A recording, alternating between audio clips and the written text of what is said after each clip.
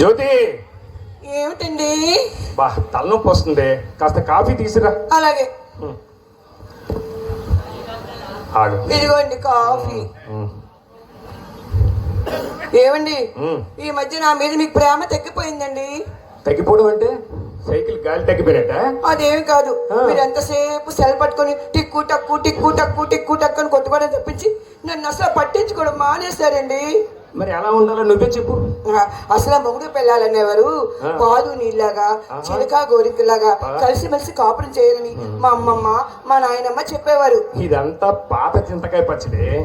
ఇప్పుడు మొగుడు పెళ్ళాలంటే నేను చెప్తాను విను. ఎలా? మొగుడు సెల్ అయితే భార్య సిమ్ అవుతుంది. ఎట్లా? మొగుడు సెల్ అయితే భార్య సిమ్ అవుతుంది. అంటే సెల్కి సిమ్ ఉంటేనే కదా పని అవుతుంది.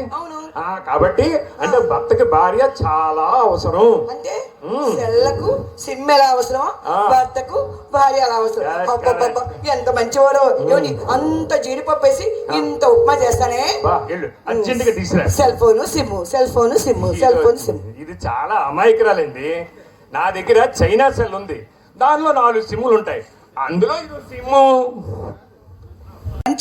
మళ్ళీ 4:30 స్నాక్స్, మళ్ళీ 10:30 డిన్నర్. నా వల్ల కాదు. అమ్మ వస్తుంది.